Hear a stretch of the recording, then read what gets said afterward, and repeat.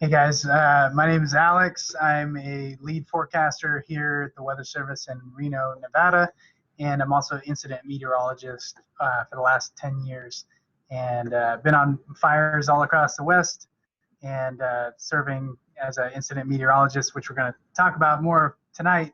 And also just wanted to share with some of you guys, I am originally from Texas, and I actually lived in Illinois for a while, so I'm very familiar with the Midwest and Great Plains and severe weather, all that stuff.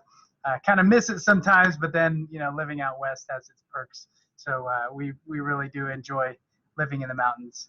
But really excited about the presentation tonight. All right, let's get started here. So I'm going to share my screen. See if this, hopefully this will work. All right, you guys see it all right? Yes, we're good. All right. Yeah, so in case you don't know what Imets are, we're specially trained forecasters that deploy to high impact events, and we provide decision support for emergency management and first responders and firefighters in particular. I'm the one on the right on both of these photos, and in case you don't know, I had quite the beard going this fire season, but I've since trimmed it back to be a little bit more tamed. But we are all trained to be all hazard response incident meteorologists, but type 1 IMETs in particular are most widely used for wildfires in the Mountain West. Wildland firefighters are highly dependent on the weather. As you may or may not know, but the weather in the complex terrain of the Mountain West is it varies day to day, hour to hour, and even minute by minute, and that specific weather forecast is key to what the firefighters are trying to do to put out the fire, save lives, save property. It's critical for their mission, for their tactics, and for their strategy, how they're going to attack the fire. And the IMET program started back in 1928. It's been around for a little over 90 years now. And there's currently about 80 IMETs around the country. And we deploy at a moment's notice to incidents around the country, normally for 2 weeks at a time. You guys have Byron in your club here, your association here, and Byron is he's kind of a legend as far as IMETs are concerned, and I'm really happy to have him on this call because, well, anyway, I feel like I got one of my own brothers that's right here listening in, so that's pretty cool. I'm going to be speaking to you about my experiences on the historic Carr Fire in Northern California in 2018. And this talk is probably going to be a little bit different than a lot of your normal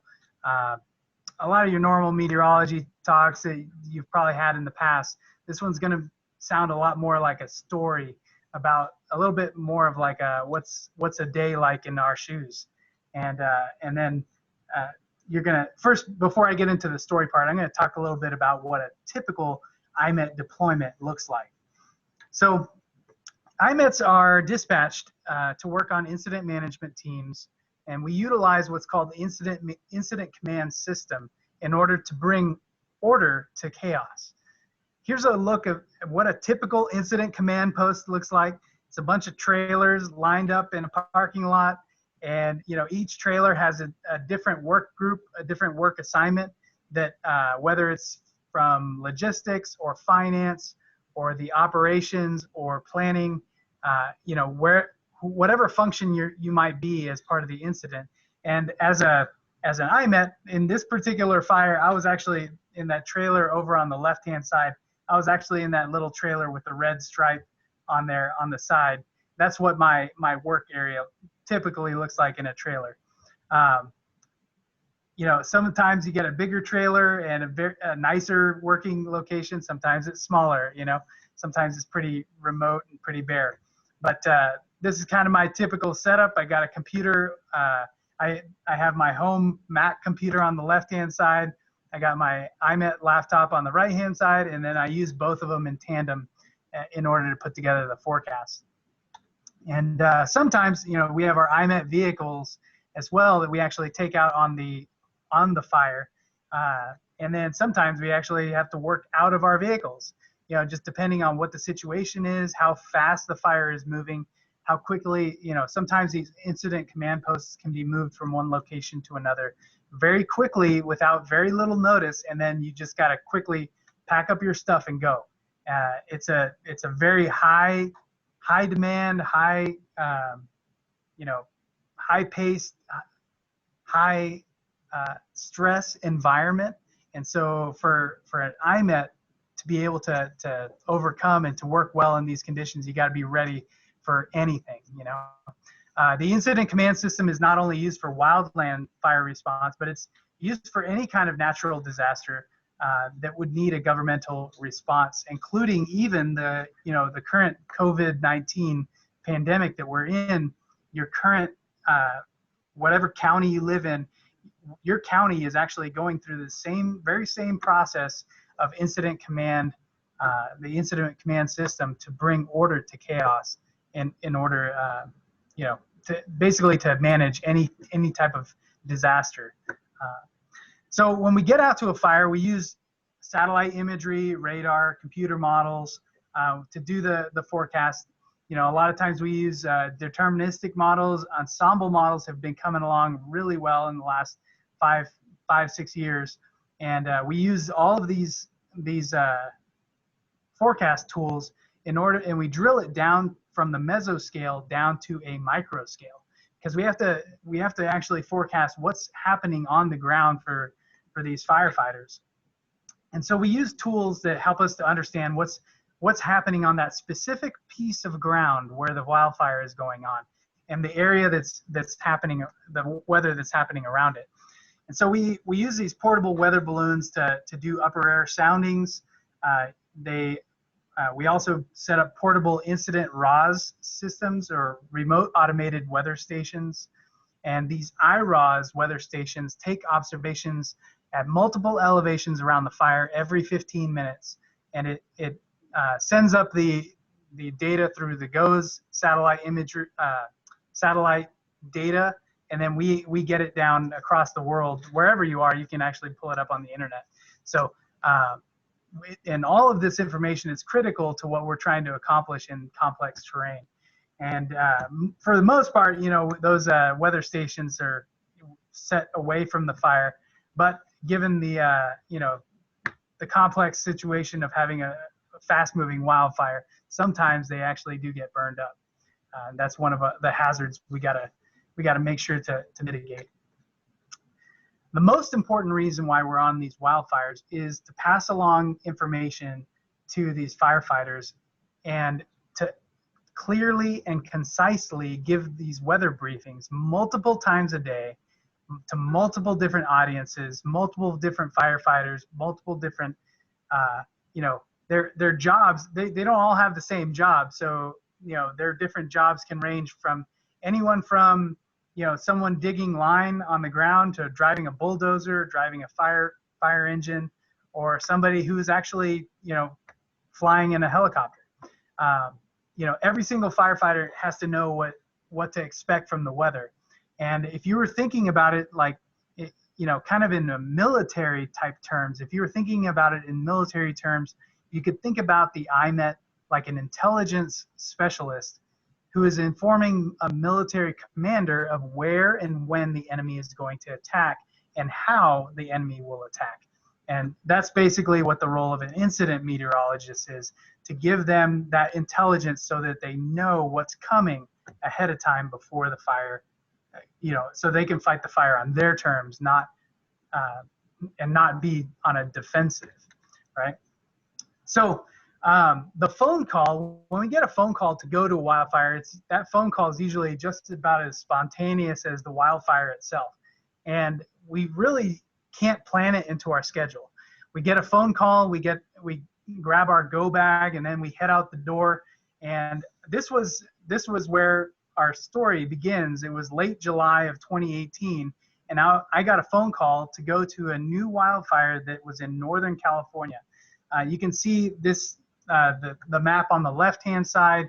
That's where Reno is, and then you can see where Redding, California is just about a 4-hour drive from Reno, and zoomed in on the right-hand side, you can see the map of Redding, California, and then there's a reservoir just west of Redding, about 30 minutes to the west of Redding, and that's called Whiskeytown Reservoir.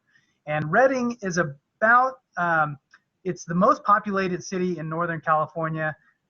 It's about the same size as Billings, Montana, or, well, I don't know. I'm not exactly sure what to compare it to in Minnesota type terms, but it's really not a huge city by any means. It's, for any of you guys around, it's probably about the size of Grand Junction, Colorado, for any of you guys who have been to Colorado. So Northern California at this time in 2018 was in a moderate drought, and mainly because they hadn't had rainfall for over 2 months ahead of this when this fire came. The local weather effects in this area have a lot to do with topography in the region, namely because the mountains that were in northwestern California, how the mountains and the Pacific Ocean interact with one another, and then you got the Sacramento Valley. That the Redding sits at the very north end of the Sacramento River Valley.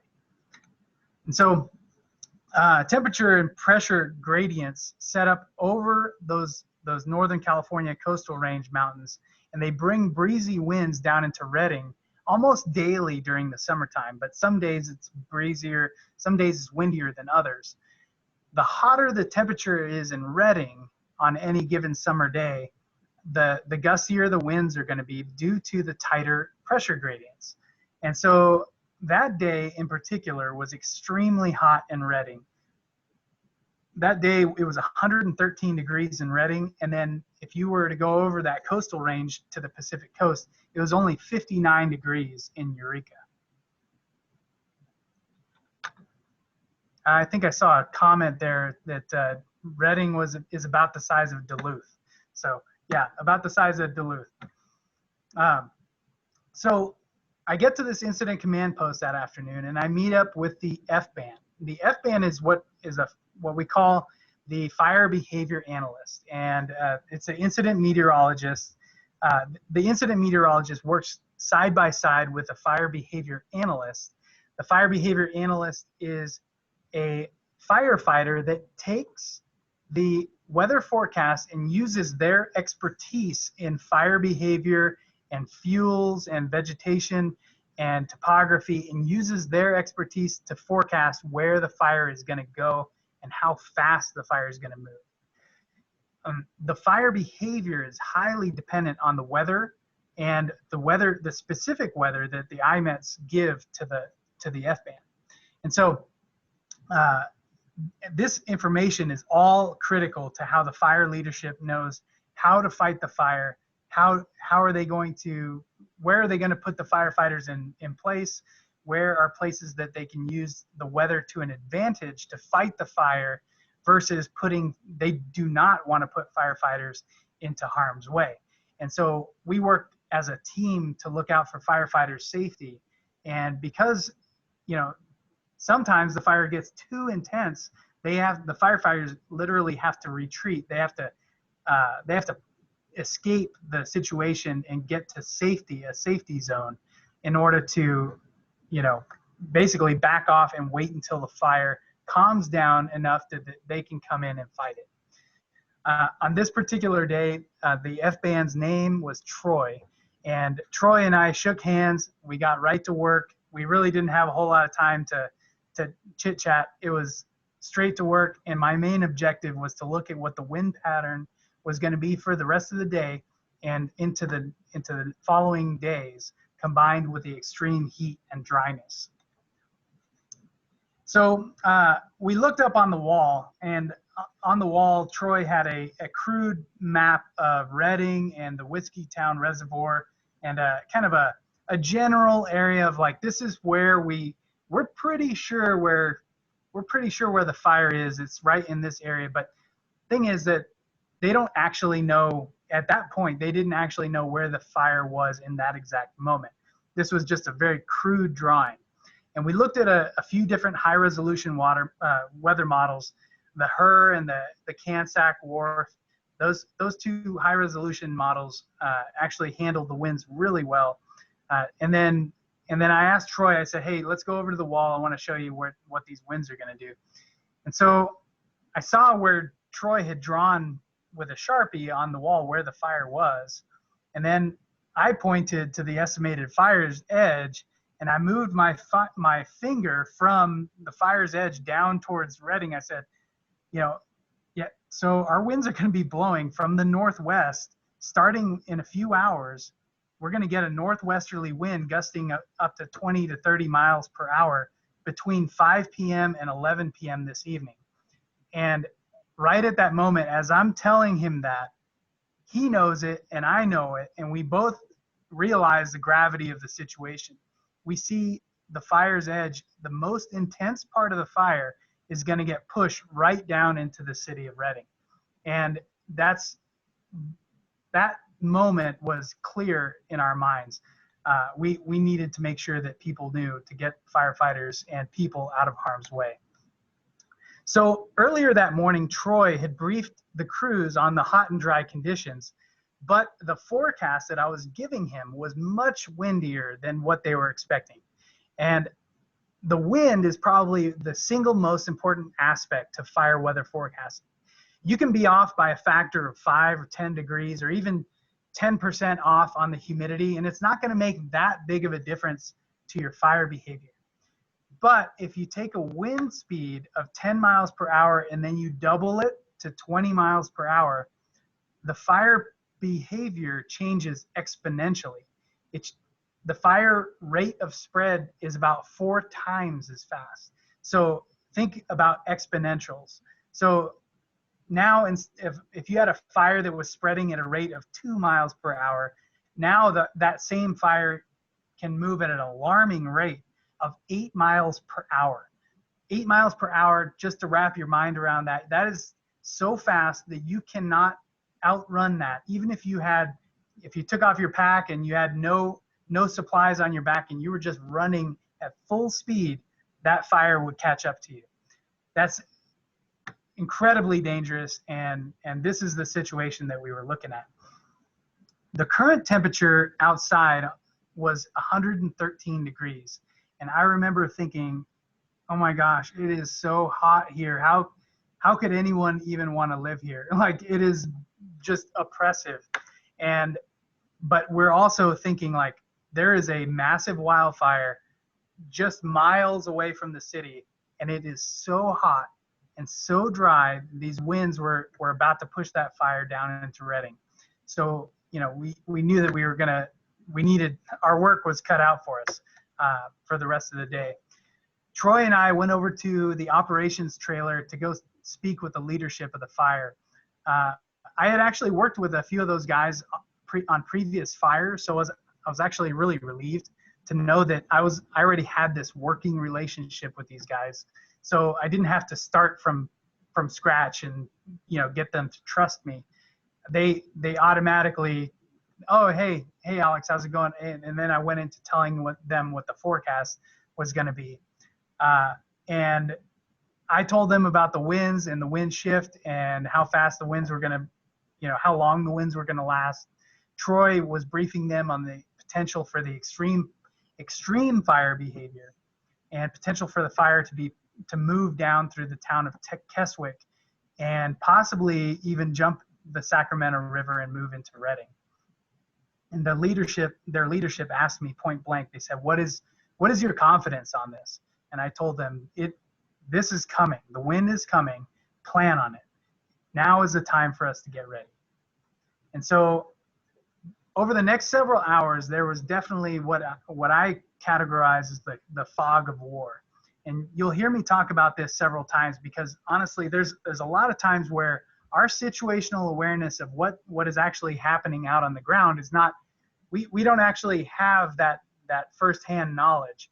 We're over in the camp, we're putting together the forecast, doing briefings, and then there are firefighters that are out in the field actually literally fighting this fire in harm's way. And that connection between what's happening in the field and then what we're doing back at the command post, sometimes there's a lot of disconnect. And so for the rest of that afternoon, we were preparing the forecast, getting ready for our briefings, getting ready for the forecast for the following day. And at the same time, we're also giving briefings for fire crews and leadership who are arriving to the fire as they're coming into from out of area.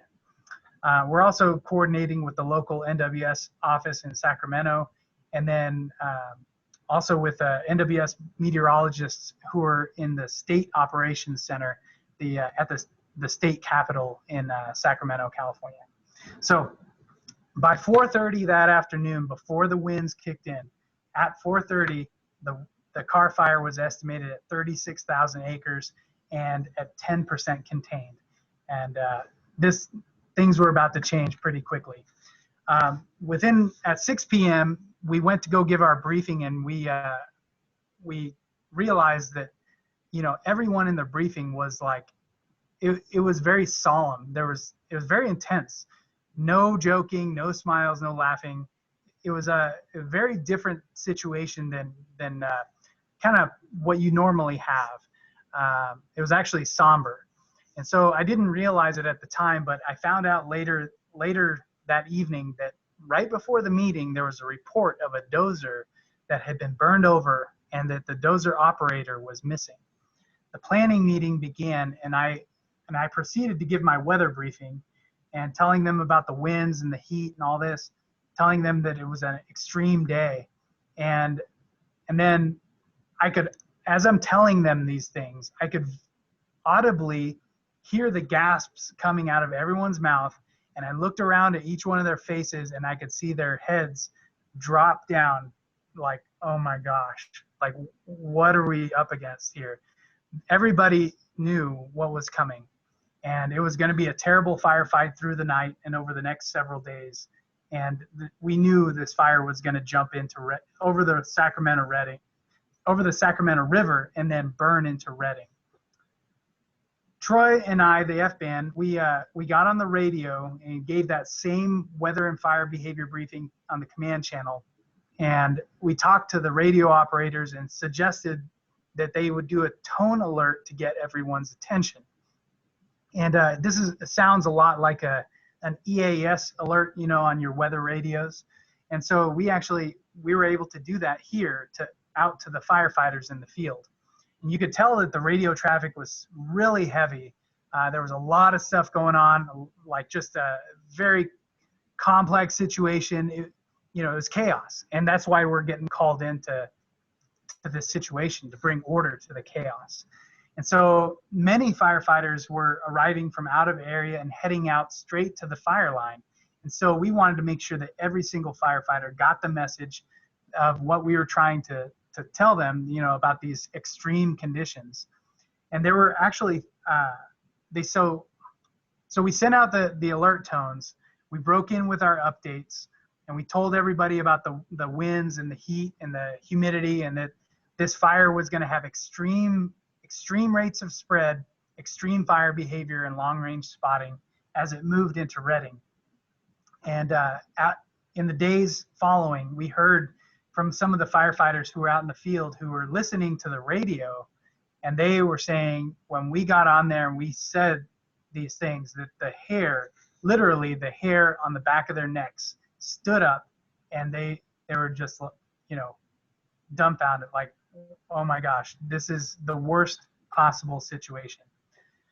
So that briefing that we gave at the planning meeting, and then was not only attended by the team, but also emergency management across the region, the Shasta County Sheriff, National Park Service, the Redding Fire Department, Redding Police, all of these guys. And they said that afterwards, the weather briefing and the radio alert that we gave led to additional mandatory evacuation orders for Redding. And they said that by doing that what we did saved many first responder and civilian lives ahead of this firestorm. And that was really an amazing, truly that was a great thing that happened. But the true heroes there that were that day, that those firefighters and the law enforcement officers that put their lives on the line to go pull people out of their homes and get them out of harm's way. And then within the next hour, things were going to change on the ground. Troy and I went back to our work area to finish up the forecasts and turn them in. And it turned out that the reports that they had gotten earlier were confirmed to be deadly. And the first fatality, this was actually the first fatality of the night. This dozer operator, his name was Donald Ray Smith, and he was working his dozer, and it had been overrun by fire so quickly that he didn't even have a chance to deploy his fire shelter. Donald Ray Smith was 81 years old, and he was a contract dozer operator, and the first one of many to perish that day. So we turned in our forecasts and we ate a quick bite to eat, and I think the stress was already beginning to hit us. We sat back down at our computers and looking at the radar and the satellite, the ROS weather stations, and we're watching the satellite and radar, and we see something that was like simply just jaw-dropping. The plume, the smoke plume, had gone from 15,000 feet to over 35,000 feet within a matter of minutes. And we knew that the rate of spread on the ground was incredible. This fire was burning about a football field every 3 seconds. Completely uncontainable. Just wrap your mind around that for a second. A football field every 3 seconds. You cannot outrun a fire like this. And you just have to get people out of the way. Yeah, Peleus caps on the updraft. You see that it's punching through mid-level caps like crazy. This is your textbook, I guess you could say, textbook pyrocumulonimbus cloud. This is incredible amount of lift going on here. And just to see these pictures of the Peleus cloud and the cap is just amazing. But anyway, let me continue on with the story though. So we also saw on the radar, there was actually clear rotation going on the radar. And this is where fire weather begins to merge with severe weather, tornadic supercell weather. I mean, literally the fire is beginning to form its own mesocyclone. So you could actually see that there were gate-to-gate shear. There were brief moments of gate-to-gate shear. We didn't have very good radar coverage of this fire tornado, which I'm going to show you here in a little bit. But the weather radar, the closest weather radar, is about 100 miles away, and it's located on top of a mountain. So actually the best shot is not from there, but from all the way down near Sacramento to the south, and you're talking about like almost 140 miles away from the radar. So you're not getting a really good picture of what's happening. But this type of signature is actually not all that uncommon for a large plume-dominated fire. But what was happening on the ground was way scarier than anything that we could ever imagine. And that was the disconnect that we were having with what was actually happening on the ground. That was that fog of war. And what we were watching on satellite and radar, we never did think that there would be an enormous fire tornado on the ground. So, so we actually never knew the full extent of this fire tornado until the next day. We were in the command post, which is about 12 miles south of Redding, and we actually began hearing reports of a fire whirl. And a lot of times you get a report of a fire whirl, you're like, okay, that's great, little fire whirl, measured, it's measured in the scale of feet, not by the scale of miles.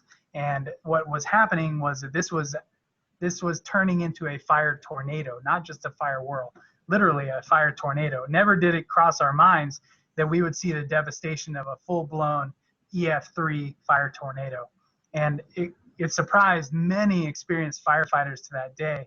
And it was just one of those things about that fog of war. Luckily, they were already evacuating people out of the area. The firefighters knew that the extreme fire behavior was coming, so they were already moving people out. And then this is what happened as a result of that extreme fire behavior. So this next one, this is actually taken by, this was a video taken by the Cal Fire. Let's see if I can, I guess it won't go full screen. But hopefully you guys can see that. So this is actually taken by a Cal Fire helicopter that was flying above that area, the lake near Redding, one of the suburbs of Redding. And you can see the extent of this fire tornado, how huge it was.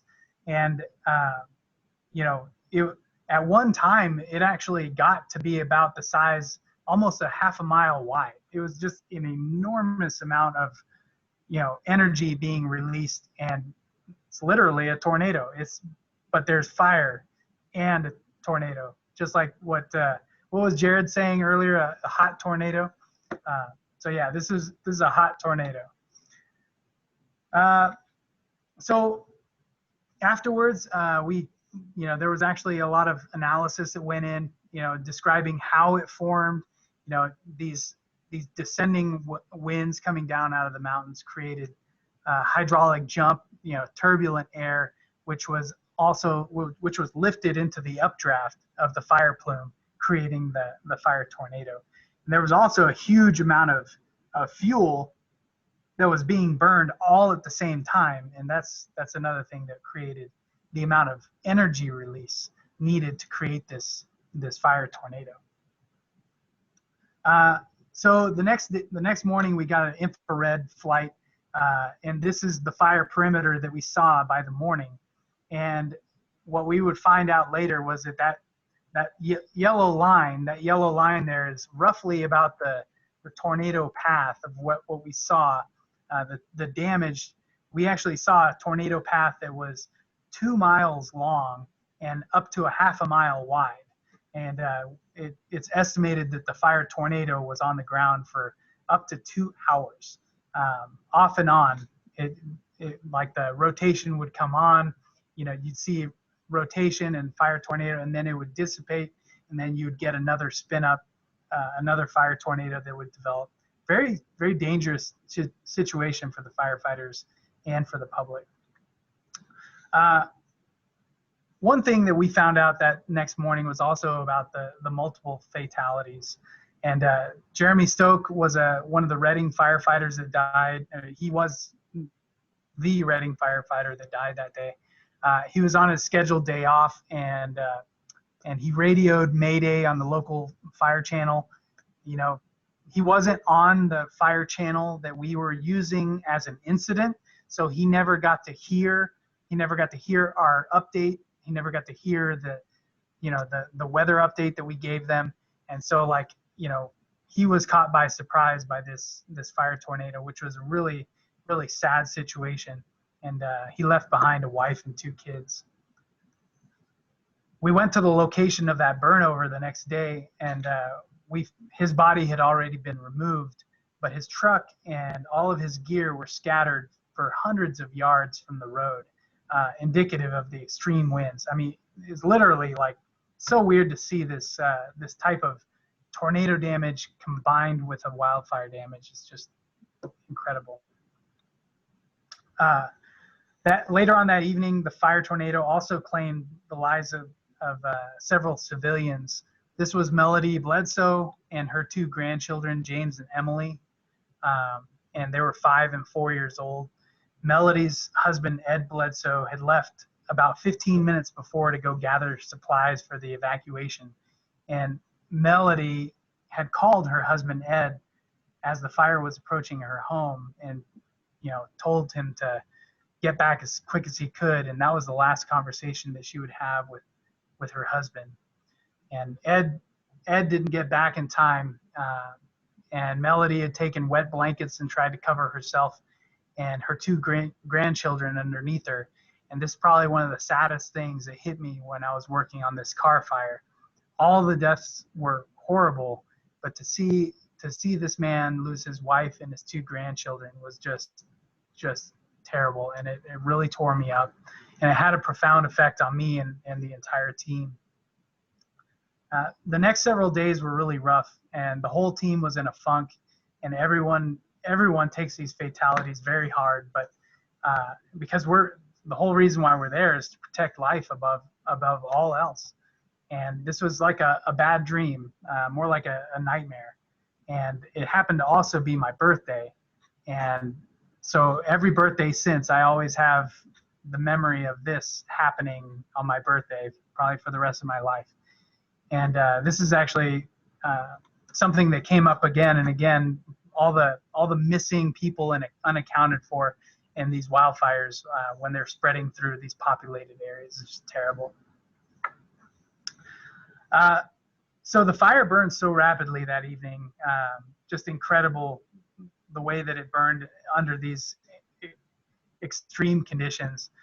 Not only did it burn an incredible part of this city, but we also had tornadic, the actual tornado, the fire tornado left the fire line and created tornadic damage beyond the fire line. So you can see that in this picture, the house is totally intact. There's the grass has not been burned, but yet the tree is completely been ripped apart. These trees were just uprooted, blown down. Now, this is not a huge tornado by Great Plains, Midwest, standards, but for us out here in California, this was a pretty big event.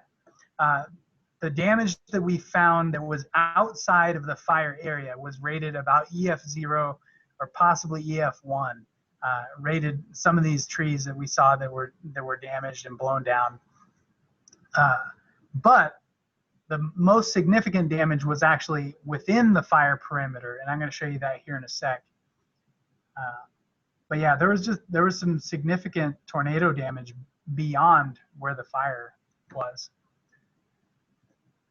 This in particular was at the peak. This was the peak of the event, and this is actually what got the fire tornado rated at EF3. These high tension power lines are created to withstand an extreme amount of wind, right? They're very strong, reinforced steel, and in order to get one of those and crumple it up like a little, paper ball, like that was very telling to us as to what the strength of the winds that we were seeing, estimated up to 144 miles per hour. One of those high tension power lines just was completely ripped off its moorings, and we couldn't find it for days. And several days later, they found it a half a mile away. These cars were picked up and just tossed around. These cars were actually dropped in this position in between these 2 trees. You can see how you couldn't park those cars in between those 2 trees. They were picked up and dropped there by the tornado. This car was found way about a half a mile away from any type of a road. It was kind of off by itself. It was kind of a weird situation, but it didn't just get there. Nobody just drove it out in the middle of this. Wires wrapped up, poles, these pipes wrapped around trees, enormous trees that were just snapped like toothpicks. These are rebar fences that were just bent over from the winds. The trees that were damaged by the tornado were completely scoured. Just if you put your hand onto the tree would be completely smooth, like somebody just took sandpaper and just sandpapered all of the bark off of one side. And this was a house that was burned, and it was burned and blown away. We did not use it for the tornadic classification, just because, you know, it was burned as well. So we weren't sure if, but the fact that it's only a foundation left was pretty eye-opening to us. The winds were so strong, it was actually moving around these bulldozers on the concrete, and it blew off, like, all of the soil. All of the soil was completely gone. If you guys notice, this is just just rocks and actually the bedrock, the hard pan surface. So there's nothing left. You could put your hand down onto the ground and not have a single thing on your hand. It was just like touching concrete. It was really just a incredible. I've never seen anything like this. I've seen tornadic damage before. I've been a part of tornadoes before, but not to see a wildfire and tornado damage at the same time. And yeah, so at that time, you know, I really thought the car fire was going to be my career fire per se. But just a few months later, I went on to serve at the Camp Fire in November, and that fire went on to burn the 99% of the town of Paradise. Over 14,000 homes were destroyed, and it also killed 86 people. And that's another story for another time. But the one thing I do know is that these fires are just continuing to get worse and worse. And the combination of climate change and overgrowth, overabundance of vegetation, and combined with a overpopulation of fire-prone areas, this problem is not going away anytime soon. And IMETs are always going to play a pivotal role in fighting fires and helping firefighters with their disaster response. And yeah, so thank you guys. Thanks for having me come speak with you guys. I probably took a little bit more time than I wanted to, but thank you guys, and I'll stick around for questions afterwards.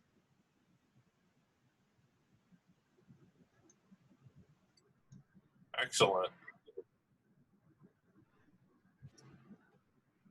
Do we have any questions for Alex right now while we still have his presentation fresh? I got one. All right, Chris. Alex, I was wondering, what kind of in situ stuff do you have? You show the weather stations there. Do you do any balloon launches? Do you have a portable radar you have access to? So we do have weather balloons that we launch. The weather balloons are actually it's a portable radio sonde. So it's very similar to the radio sondes that we launch at the NWS offices. They measure temperature, humidity, wind speed, pressure, wind speed and direction. And all of that information we download it onto our computers. And then we also upload that information to NCEP, and they actually incorporate that into all of the weather models as well. So that it's actually not only helping us understand what's happening in the atmosphere above us, but then it goes into the high resolution models as well, which is really cool. How follow-up, how detailed do you get? Like the standard weather balloons, they go up to like 100 millibars, 50 millibars. Do you follow yours up that high, or how high do you take yours? So these are smaller. It's a slightly smaller balloon, which is not able to go up to those great heights, but it does go to about 400, 300 millibars, somewhere in there, which is plenty enough for us, what we need, what we're looking for on these wildfires. Okay. Thanks. Yeah. So Alex, do you guys have much interaction with the air resource advisors? So coming from the pollution control, I was supposed to be trained to be one, but my management didn't want me to. But I know a lot of EPA or Forest Service folks who asked me to do that. Do you have a lot of interaction with them? Yeah, we sure do. And not like we actually have, so we interact with the air quality advisors air resource advisors, I should say, air resource advisors. And not only do we work with them, but we actually have some IMETs who double as air resource advisors as well. They can wear two hats, not at the same time. Like they might wear one hat as an IMET, and they'll go home, and then they'll come back out and put on the air resources advisor hat. But yeah, if you get a chance to train up with them, like to train up as an air resource advisor, I highly recommend it. I think going out and working on these fires is very rewarding, and just it's a neat aspect of what we do as meteorologists, and it's a kind of a small niche, and there's not a whole lot of IMETs or air resource advisors out there, and it's a great way to give back to the community for sure. Thank you. Any other quick questions here for Alex? I got another, if that's okay. Yeah, shoot away. You said there's a couple of models, the Her, and I forgot what the other one was that you really liked. How long does it take you to figure out, yeah, this model's working, this one isn't, or even, okay, this model was working a couple of days ago, now this one is doing better? What kind of challenge is that? So that's a big challenge.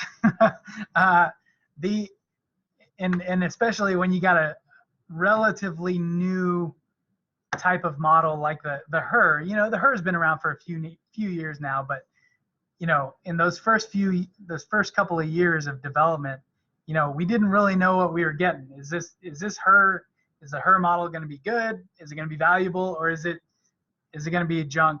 You know, but it's turned out to be a really great model for looking at high resolution winds. Like I was saying in the presentation, the winds are so important, and that the Her seems to do a pretty good job of modeling, taking that mesoscale, like actually drilling it down to that 1 kilometer resolution, which is pretty awesome. The other model that I use is the CANSAC WRF, which the CANSAC WRF is run by DRI. It's run right here in Reno. It's run by the Desert Research Institute, and it's a high resolution version of the WRF, basically. I want to say it's like a 1.5 kilometer version of the WRF. So both of those models, you know, in combination with, you know, experience, looking at the terrain, looking at, you know, what are the other, you know, the traditional models, the NAM, GFS, what are they showing, you know, all of these together, you know, and looking at those RAWs, the weather stations, and comparing it, you know, that's basically our job, is like, you know, trying to drill it down to that smallest scale to keep those firefighters safe on the ground. Thank you.